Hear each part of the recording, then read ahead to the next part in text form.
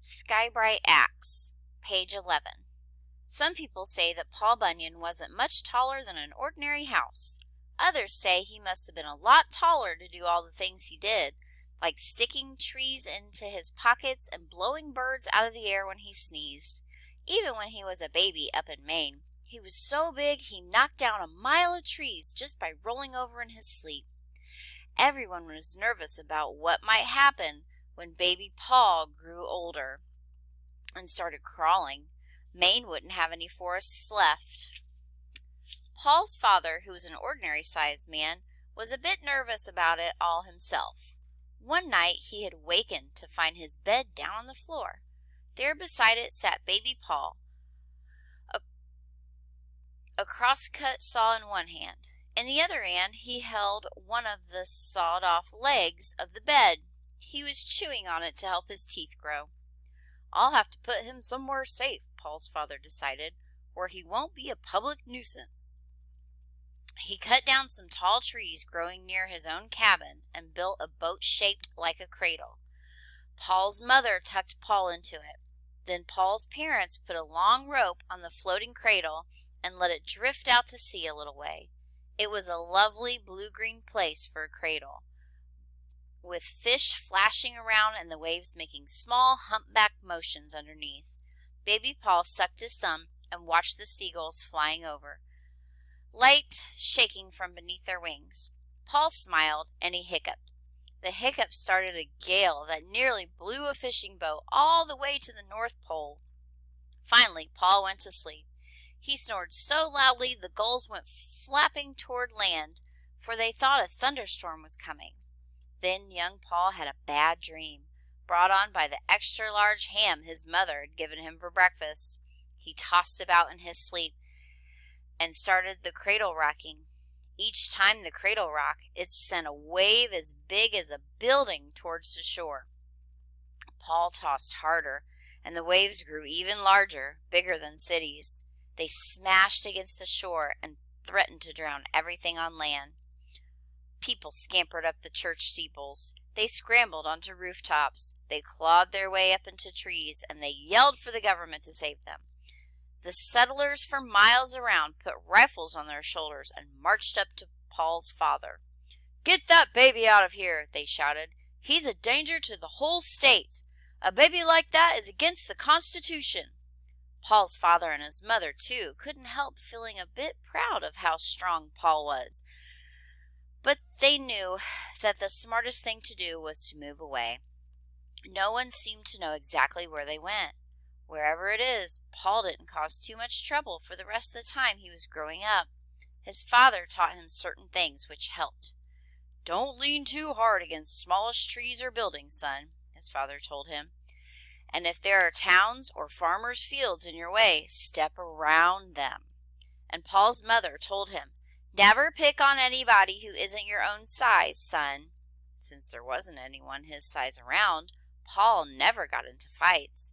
Being taller than the other boys by about 50 feet or so, he was naturally the best hunter, fisherman, walker, runner, yeller, or mountain climber there ever was. And he was the best of all at cutting down trees and turning them into lumber. In those days, when America was new, people had to cut down a lot of trees. They needed the lumber for houses, churches, town halls, ships, bridges, ballrooms, stores, pencils, wagons, and flagpoles.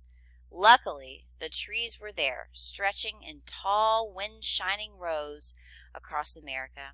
The trees marched up mountains and down again. They followed rivers and creeks. They massed up together in purple canyons and shoved each other out of the way on shores of the lakes. They pushed their dark roots down into the rock and their glossy branches into the clouds. Paul liked to flash a sky-bright axe over his head. He loved the smell of wood when it was cut and the look of its sap gleaming like honey. He didn't chop the trees down in any ordinary way. With 4 strokes, he would lop all the limbs and bark off a tree, making a tall square post. After he had squared up miles of forest in half an hour, He would take an axe head and tie a long rope to it. Then he would stand straddle-legged and swing the axe in a wide circle, yelling, "Timber! Look out!" With every swing and every yell, 100 trees would come whooshing down. The fallen trees had to be hauled down to a river so that they could be floated to a sawmill. Paul grew a bit tired of lugging bundles of trees under his arms, and he wished he had a strong friend to help him. Also, at times he felt lonely, not having anyone his size around. About the time he was feeling loneliness, there came the winter of the blue snow. Paul, who was full grown by then, had never seen anything like the blue flakes falling from the sky.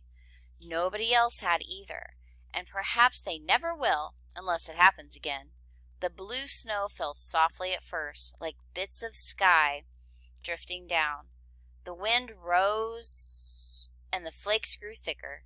The blue snow kept falling day after day. It covered branches and rooftops, hill and valleys with blue, and Paul thought it was about as beautiful a sight as anyone could want. One day, when Paul was out walking in the blue snow, he stumbled over something the size of a mountain. The mountain made a faint mooing sound and shuddered. "Excuse me?" said Paul and looked closer. 2 huge hairy ears stuck up above the snowdrift. The ears were as blue as the snow. "Who are you?" Paul asked. There was no answer. Paul grabbed both of the ears and pulled. Out of the snow came a shivering, clumsy, completely blue baby ox. Even its round, blinking eyes and tail were blue. Only its shiny nose was black. The calf was the largest Paul had ever seen. Strong as he was, his muscles shook under the creature's weight. "Ah, beautiful blue baby," Paul said. He cradled the half-frozen calf in his great arms and carried it home. There he wrapped the baby ox in warm blankets and sat up all night taking care of it. The calf did not show much sign of life until morning. Then, as the dawn light came through the window, the ox calf stood up. The calf stretched its neck out and sloshed its wet tongue lovingly against Paul's neck. Paul gave a roar of laughter, for his one ticklish spot was his neck. Paul patted the baby ox and scratched his silky blue ears. "We will be wonderful friends, eh, babe? You will be a giant of an ox and carry forests for me on your back." This is how it happened that Babe the Blue Ox went with Paul Bunyan when Paul started out into the world to do his mighty logging work. By that time, Babe had his full growth. People could never figure out how long Babe was. They had to use field glasses even to see from one end of Babe to the other, and there were no scales large enough to weigh Babe. Paul did measure the distance between Babe's eyes, and that was exactly 42 axe handle lengths and 1 plug of tobacco. Every time Babe needed new iron shoes for his hoofs, a fresh iron mine had to be opened. The shoes were so heavy that a man couldn't carry one without sinking up to his knees in solid rock. Paul and the Blue Ox logged all over the northern timber country, from Maine to Michigan, Wisconsin to Minnesota. Paul hired many men to help him. These lumberjacks liked working for Paul Bunyan because he was always good to them and made sure that they had plenty of food. The lumber crews liked pancakes best, but they would gobble up and slurp down the pancakes so fast that the camp cooks couldn't keep up with them. Even when the cooks got up 26 hours before daylight, the main problem was that the griddles the cooks used for frying the pancakes were too small. The winter that Paul was logging on the Big Onion River in Michigan, He decided he had to do something about making a big enough griddle. He went down to the plow works at Moline, Illinois, and said, "I want you fellows here to make me a griddle so big I won't be able to see across it on a foggy day." The men set to work. When they finished, they had built a griddle so huge there was no train or wagon large enough to carry it. "Let me think what to do," said Paul. "We'll have to turn the griddle up on end, like a silver dollar, and roll it up to Michigan." He hitched the blue ox to the upturned griddle, and away they went. It wasn't any job at all for Babe and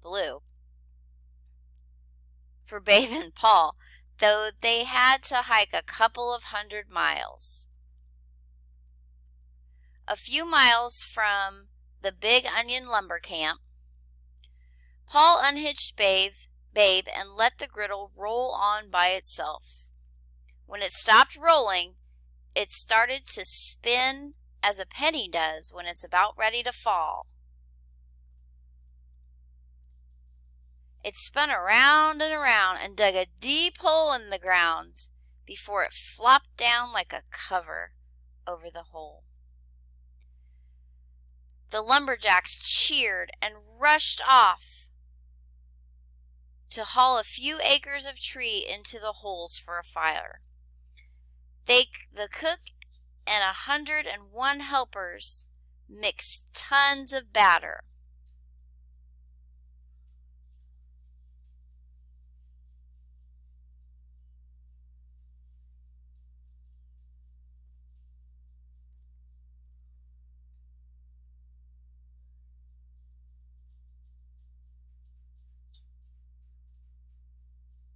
When everything was ready, with the flames under the griddle blazing like a forest fire, Paul picked out a crew of men who could stand the heat better than others. He had them strap fat, juicy slabs of bacon on their feet. "You mean skate around on that griddle, and that'll keep it well greased?" he told them. The men skated until the griddle shone with bacon fat. It's the end of page 16.